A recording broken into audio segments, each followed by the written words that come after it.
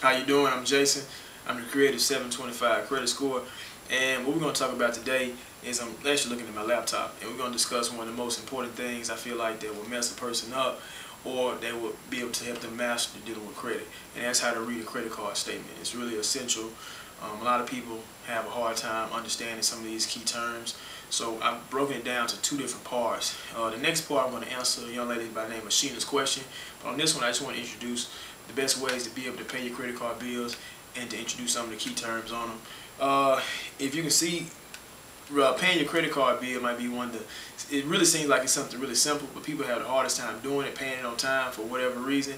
And I think it has to do with a lot of understanding the whole system and what's the best way to be able to get your bill paid on time. And you got four ways that you can pay your bill. You can pay your bill in the mail, you can pay your bill over the phone, you can pay your bill on the internet, and you can pay your bill in person at a local branch. The first one I defined was in person. In person is going to be the best way to pay your bill, because all you have to do is just get up, drive, pay it, you know it's paid. It's going to usually post that day. Now, if you pay it before 2 o'clock, usually whatever time zone you're in, you're going to catch it before the banks or wherever their place is turns over. What turnover means is that's the time that they end all their transactions for that day. They don't normally wait to close the business to do it because they want to get out there early. So 2 o'clock is usually that time. As long as you pay it by then, it's going to post that day. One thing you do want to catch, if you pay it on a Friday after 2 o'clock, then it doesn't really post until Monday evening, because it won't post on Saturday, Sunday, and it goes in as if you put it in on Monday, so it won't post on Monday evening. So make sure if you pay it before 2 o'clock on Friday. The second best way to be able to pay any type of bills or credit card bills is going to be over the telephone or over the internet. Over the phone, it's probably like, you think probably the simplest because you just call somebody and pay it. But they usually charge you a fee to do that, maybe like 15 or 20 bucks. So you might want to stay away from that, but it's going to post rather quickly. Usually it'll post the same day. They'll tell you up to 3 days, but it usually doesn't take 3 days unless you pay it late on a Friday. Same thing. So if you get up early that morning and pay it, it's usually going to post that day. On the internet, it's the same thing. They don't usually charge a fee. In fact, I pay all my bills on the internet. All of them. Every single bill I pay is on the internet, because I just log in, create a password, and I go in there and pay it. If you have trouble finding the actual address for your actual credit card or your bill, you got a couple ways you can do it. You can look at the back of your credit card. It's usually a website on the back of there. You can go to your billing statement. They usually have a website there. Or if you have neither of that, what you want to do is you just want to Google it, or Yahoo, an engine search. I just type in the name of the credit card and log in, and usually that's a simple way to be able to pull up the website to the account of credit card that you're going to pay. The very last step is something my aunt does. She told me like 2 weeks ago, and I just found it the funniest thing. Paying by mail. It's the old-fashioned way. Please stay away from there unless you have to. That'll mess you up really bad, because if you're young, sometimes you're paying your first bill, you wait till the last day to pay it. Guess what? Think about a week late, because it's going to take 2 or 3 days before it gets there. Then they still have to process it, so it still takes time for that too.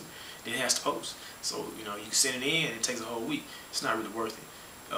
You only do that in the case of emergency, and make sure you give yourself like 14 days before you do it. They're going to say a minimum of 5 business days, but you want to give yourself like 14 days to make sure you pay it if you pay it by mail. Then you have to go through the hassle of writing the check and getting the money order. It's not really worth it. And you can't, and they won't accept cash. Don't send cash, because the people, they're going to sit there and just take their money and put it in their pocket. So don't do that. Another thing I'm going to do is I'm going to look at my laptop and go over some terms that I went ahead and defined on this page, because remember, this is part 1 of this. If you look just down under, you'll see all those terms, so make sure that you do that. First term is the balance of the last statement. What the balance of the last statement is your balance at the end of the close date when they printed it out. That's all it is. You still have a current balance, but unless you log in online or call in on telephone, you don't know what that is, so that's why they call it the balance of the last statement. Another term is your total credit line. I'm going to give you an example to cover all those things. I got a credit card, $10,000 balance. Okay, that's my total credit line. That means I can charge up to $10,000. Now I've charged $3,000 of that card, so $3,000 is what I've used. So that gives me a remaining balance of what, $7,000, and that's our next term, which is called our available credit line. The credit line is of that whole $10,000. What can I continuously charge? Well, I can charge $7,000. That's the credit line that you have on your billing statement for your credit card. A cash advance limit. Man, this is how I got my first set of 20s.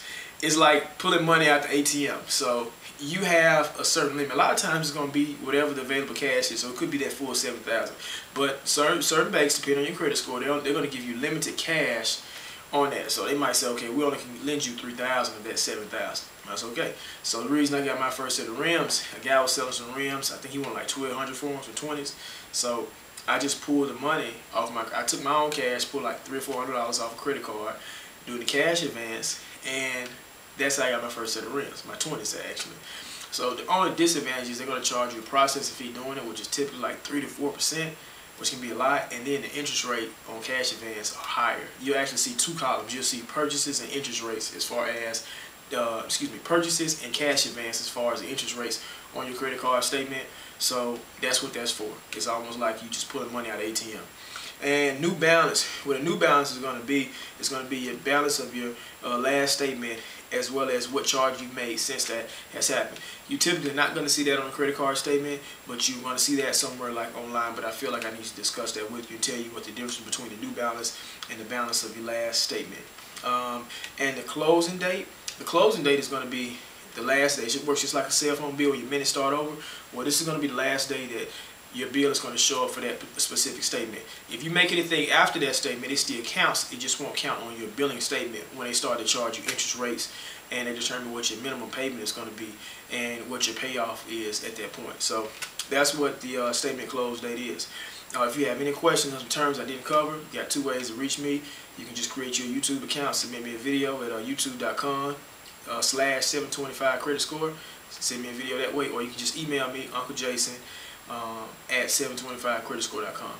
Thank you. Don't forget, look at the next video. We'll answer Sheena's question, and it's going to go over some more terms that are actually important for you in reading the credit card statement. Thank you for watching this real long video. I appreciate it. I know it's like 3 or 4 minutes long, but it's very important. You need to rewind it and play it again. Give yourself a quiz on some of these terms and look at somebody's credit card statement and see. Ask your parents or your sister or your cousin, look at theirs and see if you see those same terms, and try to learn those terms before you actually get your first credit card. Thanks.